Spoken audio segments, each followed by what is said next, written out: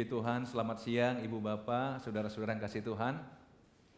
Baik saudara yang ada di ruangan ini maupun saudara yang mengikuti ibadah ini secara online lewat YouTube, baik di rumah, saudara yang ada di perjalanan atau dimanapun. Kita bersyukur pada Tuhan buat hari yang baik hari ini.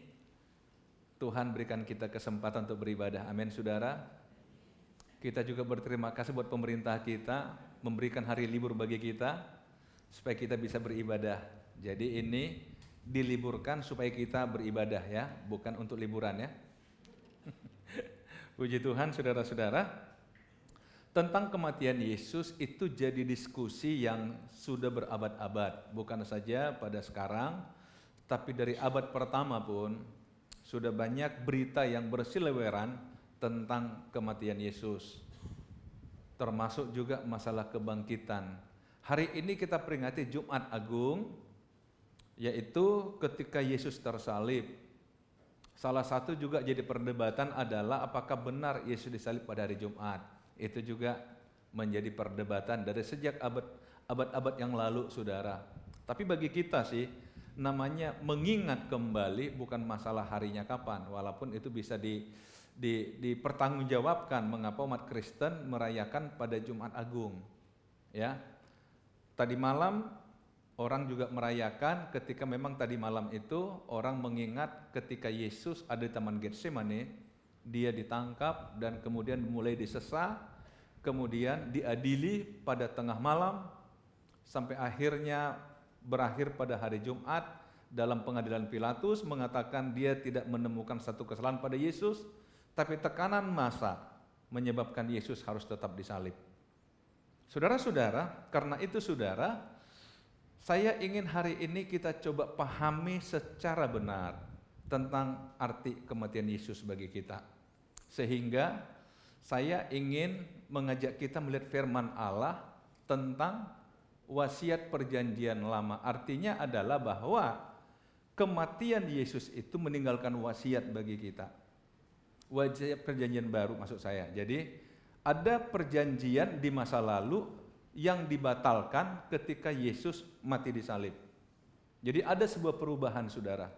Saya ingin ajak kita membaca Alkitab. Mengapa saya berani memberikan tema khotbah wasiat perjanjian baru di dalam Ibrani pasal 9 ayat 16 dan ayat 17. Sebab di mana ada wasiat, di situ harus diberitahukan tentang kematian pembuat wasiat itu.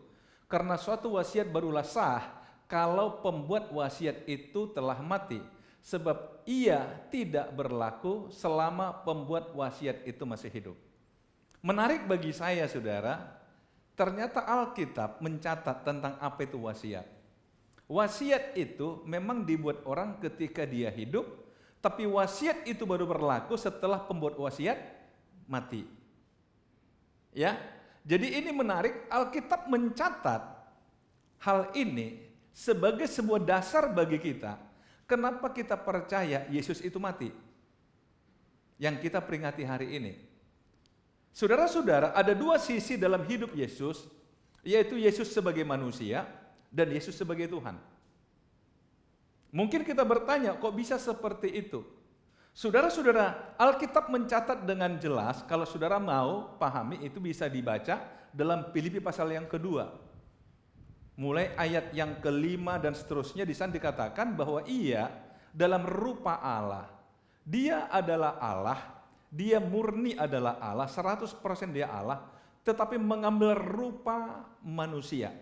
Dengan kata lain, Yesus adalah Allah yang mengambil tubuh manusia, yang menjadi manusia. Nah, kenapa dia menjadi manusia? Nah, ini yang mau coba kita lihat hari ini. Ada hal-hal yang memang yang Allah mau selesaikan dan itu harus jadi manusia. Karena ini menyangkut korban, pengorbanan saudara.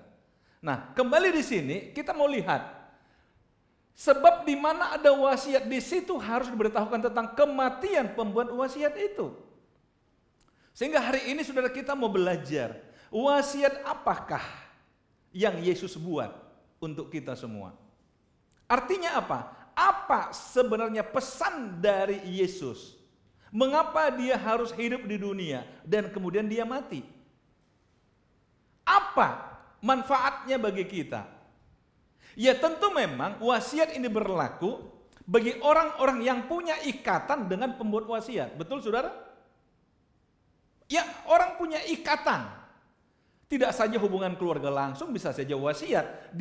Misalkan membuat wasiat pada seseorang yang, tapi paling tidak ada ikatan dengan si pembuat wasiat.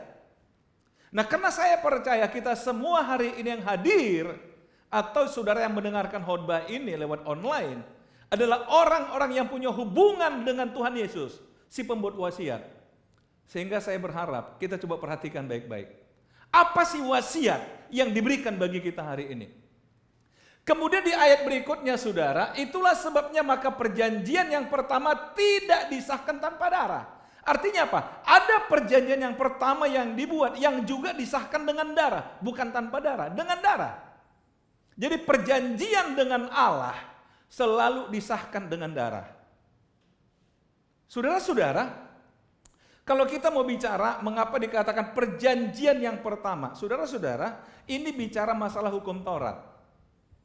Sebelum zaman Musa, sebelum ada Taurat, manusia dulu beribadah itu menurut tuntutan kata hatinya atau nuraninya. Abraham masih beribadah menurut nuraninya dia, mengikuti nuraninya. Orang-orang sebelum Abraham juga beribadah menurut nuraninya.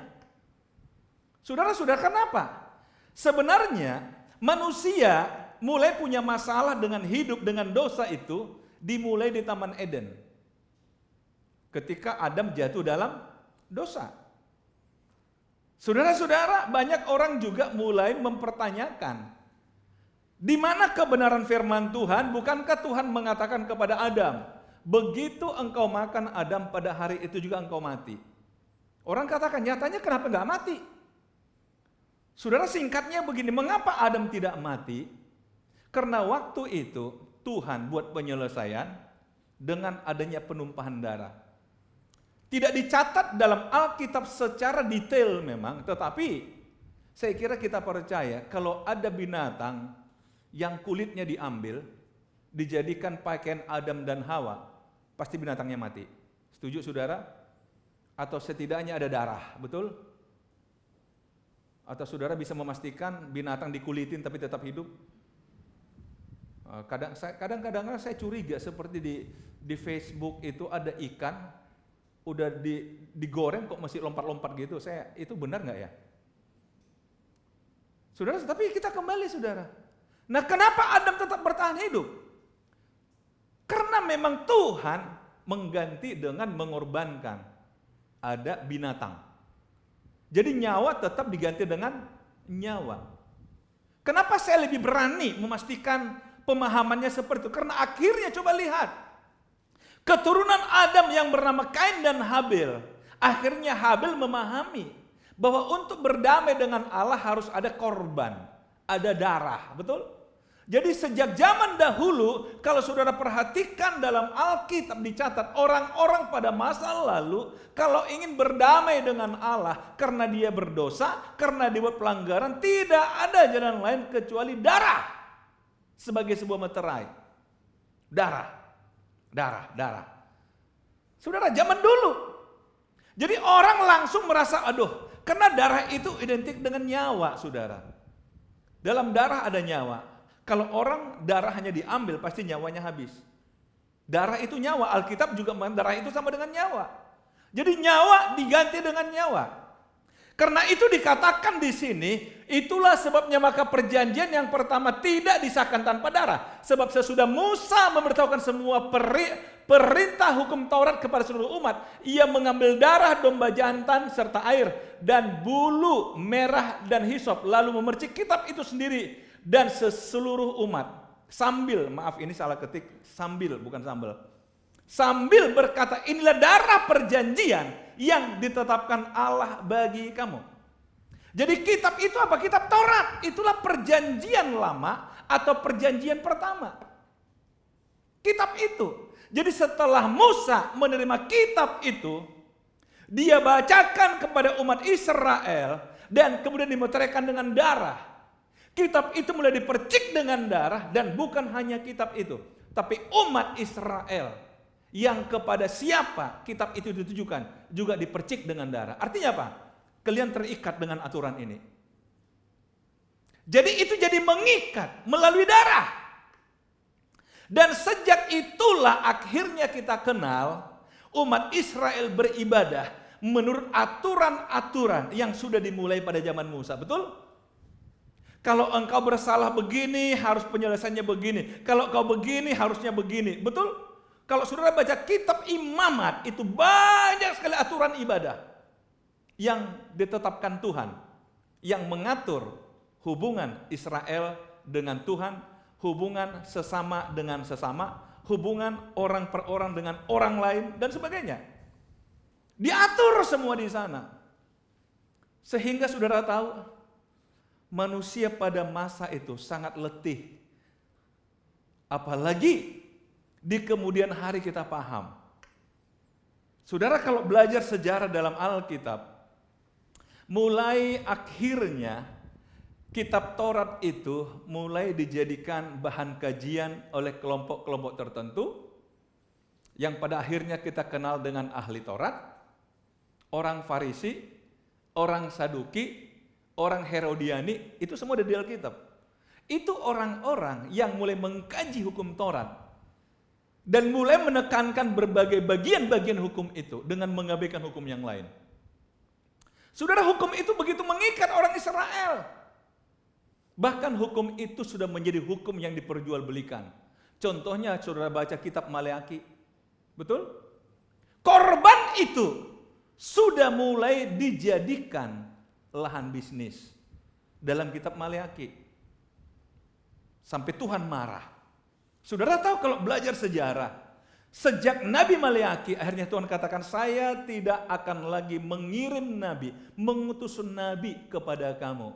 Karena Tuhan kata nggak ada guna ternyata. Kalian tuh begitu keras hati sama saya. Dan sejarah mencatat 400 tahun sejak zamannya Maleaki, Tuhan tidak pernah mengirim nabi ke Israel.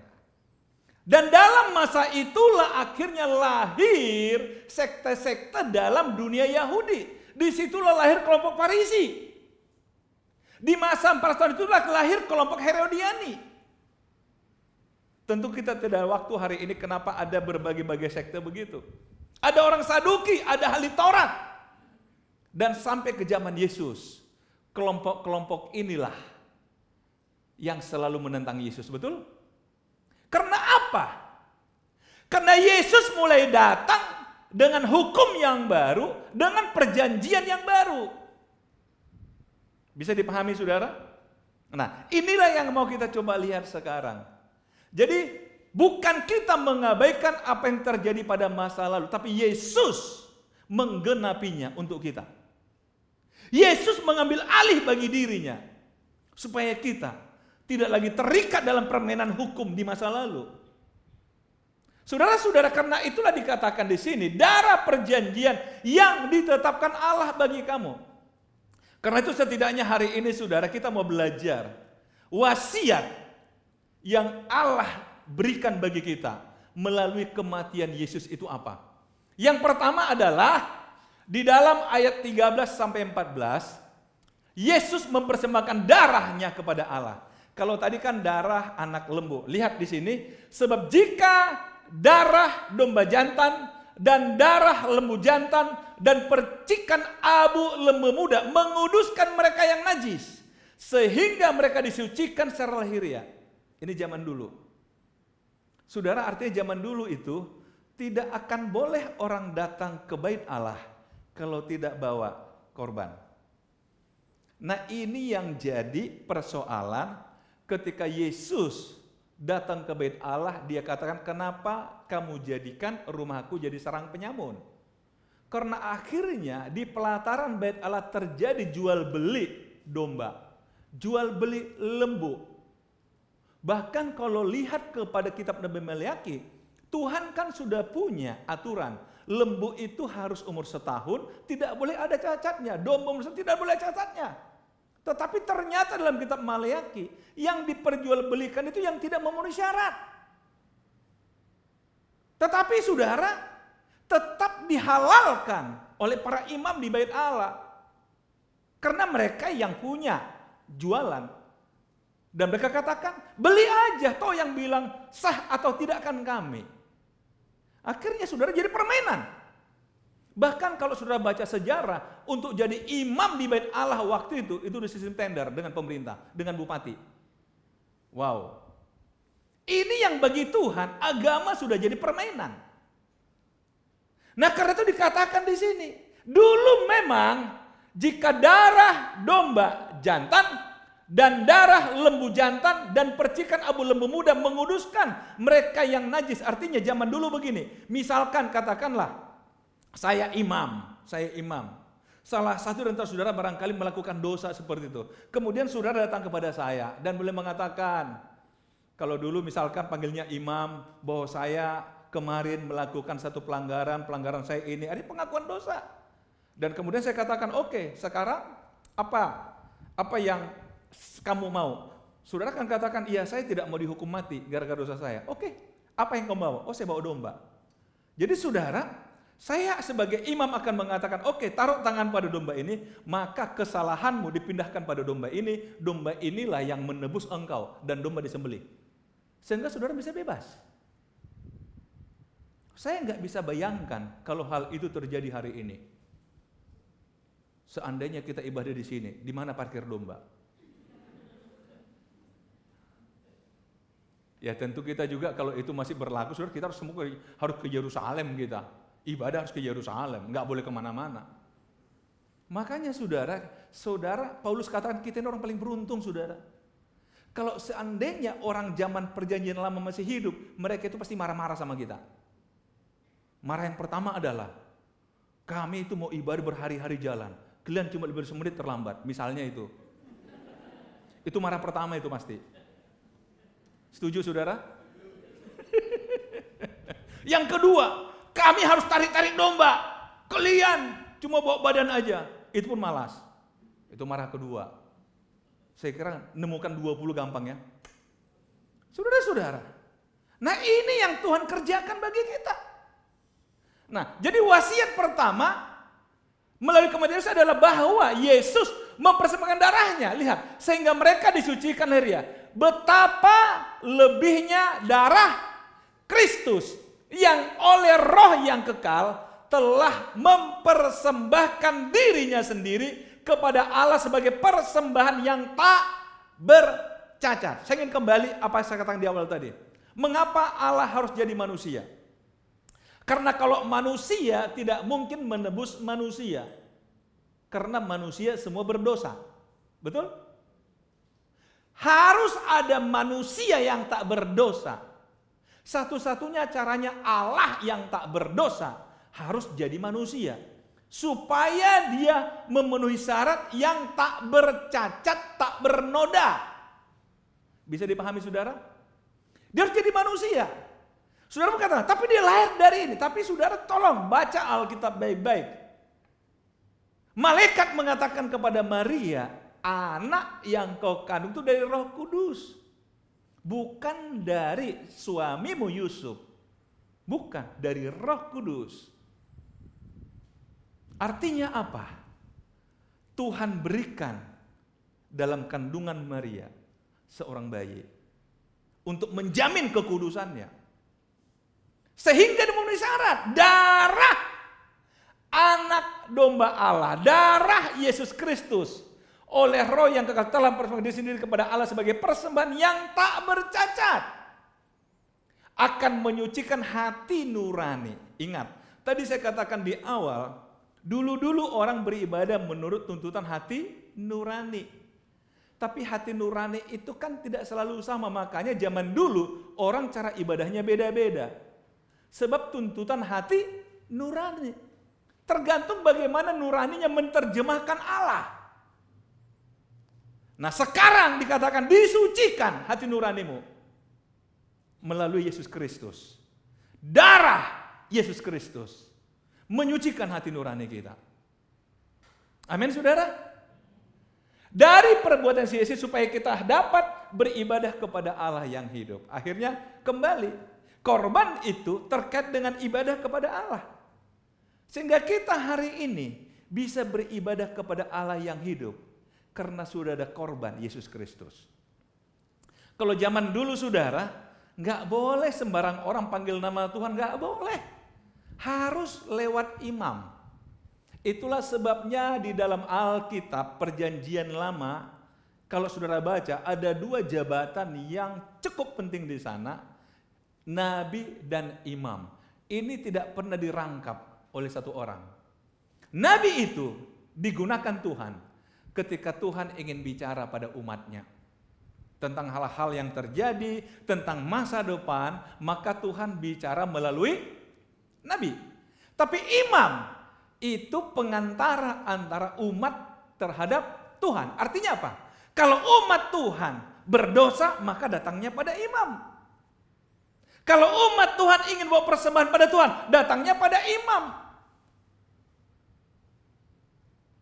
Saudara-saudara, tidak boleh orang langsung menghadap Tuhan. Tetapi sekarang kita bisa, karena Yesus Kristus, darahnya udah diberikan bagi kita. Amin saudara. Ini wasiat yang pertama yang harus kita pahami melalui kematian Yesus. Wasiat yang kedua, mari kita lihat dalam ayat 9-15 bahwa Yesus menjadi pengantara perjanjian baru. Artinya begini, karena itu ia adalah pengantara dari suatu perjanjian yang baru, supaya mereka yang telah terpanggil dapat menerima bagian kekal yang dijanjikan. Artinya begini, jadi jaminan bagi kita tentang hidup kekal, karena Yesus Kristus itu menjadi pengantara kita. Yesus yang mati bagi kita, Yesus yang darahnya ditumpahkan bagi kita, dialah menjadi pengantara kita, penghubung kita ke sorga. Amin saudara. Lihat, sebab ia telah mati untuk menebus pelanggaran-pelanggaran yang telah dilakukan selama perjanjian yang pertama, Taurat. Nah, di ayat 24 bahkan dikatakan begini, sebab Kristus bukan masuk ke tempat kudus buatan tangan manusia yang hanya merupakan gambaran dari apa yang sebenarnya. Maksudnya apa ini?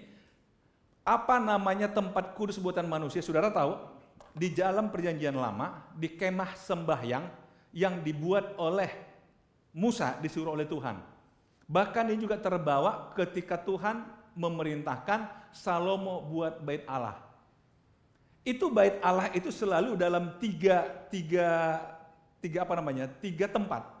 Satu namanya ruang Maha Kudus, kemudian ruang kudus, baru halaman. Yang bisa masuk ke ruang kudus hanya imam besar. Imam-imam yang biasa itu hanya tinggal di ruang kudus. Umat di luar, di halaman. Jadi artinya apa? Imam besarlah yang datang ke ruang Maha Kudus. Di sana katanya ada mezbah. Di mezbah itu imam besar harus memercikkan darah di sana sebagai persembahan kepada mewakili umat Tuhan. Dan di tempat itu juga tidak boleh ada orang lain. Dan di sanalah Tuhan kalau mau bicara pada umat Tuhan, bicaranya di situ. Karena itulah umat Tuhan di luar menunggu Musa atau Harun kalau keluar mulai bertanya, adakah firman Tuhan bagi kita hari ini? Saudara lihat, begitu sulitnya orang. Nggak bisa komunikasi langsung dengan Tuhan. Nggak bisa. Harus lewat imam. Jadi saudara bisa bayangkan nggak? Kalau misalkan kita bawa pada zaman sekarang, cuma saya yang bisa komunikasi, saudara nggak bisa. Kan saudara kan bisa saya bisa sombong kan, maaf jadwalmu tahun depan, kan kira-kira gitu. Kalau saudara mau ketemu saya, maaf jadwal padat. Gimana saudara, bisa gitu? Waduh, Elim Simamora kalau jadi imam besar bahaya. Iya kan? Maaf, imam besar istirahat misalnya. Atau imam besar lagi makan siang. Waduh, antrian dari sini mungkin sampai Siantar. Saudara, tapi zaman dulu memang begitu, saudara. Nggak boleh sembarangan orang. Tapi hari ini kita bisa ibadah di sini, tidak harus ke Yerusalem. Bukan hanya itu, saudara, di rumah pun bisa memanggil nama Tuhan langsung. Bukan saja di rumah, lagi nyetir mobil pun saudara boleh memanggil nama Tuhan. Bukankah ini karena Yesus jadi pengantara kita? Karena Yesus mengatakan apa? Apapun yang kamu minta kepada Bapa dalam namaku. Nama siapa itu? Yesus, karena dia pengantara bagi kita. Sebagai pengantara, Alkitab juga mengatakan, Yesus berdoa kepada Bapa untuk kita. Jadi hari ini kita punya pengantara, saudara. Yaitu siapa? Yesus. Dia pengantara kita. Bersyukurlah saudara sudah punya Yesus Kristus menjadi pengantara. Apalagi pengantara kita yang berkorban bagi kita. Dia yang bayar kita. Biasanya pengantara dibayar. Betul nggak? Tapi ini enggak, pengantara yang bayar kita. Jadi kalau masih ada lagi orang nggak mau pakai, itu luar biasa. Bodohnya. Bilang gitu harus pelan, saudara. Karena itu bahasa yang tidak baik. Loh iya dikasih pengantara nggak mau. Mau capek-capek sendiri. Saudara tolong perhatikan. Karena itulah saudara. Karena itu kita bahagia. Punya Yesus Kristus pengantara kita. Itu wasiat yang kedua. Wah, Yesus ternyata pengantara saya. Wasiat yang ketiga, masih pengen tahu? Atau cukup di sini saja? Siapa? Atau saudara, dua aja udah puas, yang ketiga nggak usah lah, gitu. Ketiga aja lah ya. Tuh udah saya siapin. Nggak dihidangin kan rugi saya. Oke, yang ketiga ya, boleh ya? Soalnya saya lihat udah mau jam 12 sih. Oke, yang ketiga. Dalam ayat 27-28, Yesus telah mati menanggung dosa banyak orang. Saya ingin berikan tekanannya banyak orang di sini. Kalau tadi kan memang kita udah paham bahwa dia darahnya sudah menyucikan hati nurani kita. Dan sama seperti manusia tetapkan mati hanya satu kali saja. Dan sesudah itu dihakimi. Demikian pula Kristus hanya satu kali saja mengorbankan dirinya untuk menanggung dosa banyak orang. Tidak dikatakan semua orang, tetapi banyak orang. Tahu bedanya? Banyak tidak berarti semua. Banyak adalah bagian dari semua. Artinya apa? Hanya orang-orang yang percaya kepada dia atau mempercayakan hidupnya kepada dia, itulah yang masuk kategori banyak orang. Dan saya percaya saudara dan saya adalah bagian dari banyak orang itu. Amin, saudara. Lihat, Yesus hanya mati satu kali saja. Kalau saudara baca dalam surat Ibrani ini, misalkan dari mulai pasal yang ke-6, pasal yang ke-7, pasal 8 saudara, ada satu hal di sana yang coba dibangun satu pemahaman seperti ini.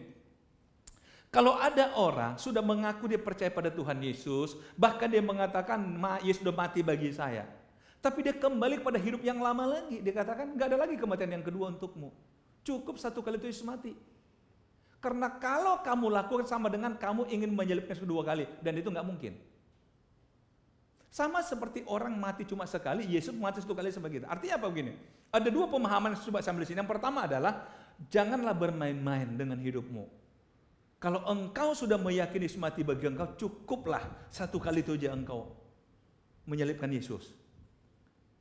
Tapi yang kedua, Yesus mati hanya satu kali. Artinya apa? Apa yang terjadi di masa lalu, 2000 tahun yang lalu di Golgota, tapi sampai hari ini, kita masih dapat wasiatnya bahwa dia mati untuk kita. Amin, saudara. Kan wasiat itu nggak ada masa berlakunya kan? Betul? Matinya satu kali. Tetapi isi wasiat itu sampai kapanpun berlaku bagi banyak orang. Jadi saudara nggak perlu ragu apakah saya termasuk orang yang mendapat bagian dari wasiat. Termasuk. Begitu engkau menjadikan Yesus sebagai Tuhan, maka engkau berhak atas wasiat itu. Dan karena engkau dapat wasiat itulah, maka engkau bisa menjadi anaknya Tuhan. Amin. Sampai kapan wasiat itu? Lihat.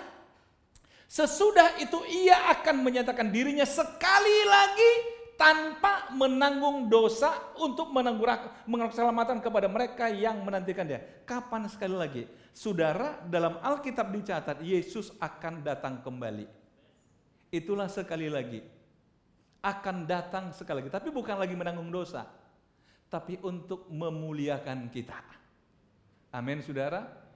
Jadi saudara, Yesus datang pertama kali dulu, tujuannya menanggung dosa kita, mati bagi kita. Tapi yang kedua, dia datang untuk mempermuliakan kita bersama-sama dengan dia. Itulah sebabnya sering kita mendengar doa sampai Yesus kembali, sampai Yesus kembali. Dan ketika dia kembali, saudara dan saya akan dipermuliakan untuk hidup bersama dengan Tuhan. Amin. Inilah wasiat yang kita terima melalui kematian Yesus. Amin. Bahagialah saudara, bahagialah saya, karena kita memiliki wasiat dalam kematian Yesus. Tuhan Yesus memberkati kita.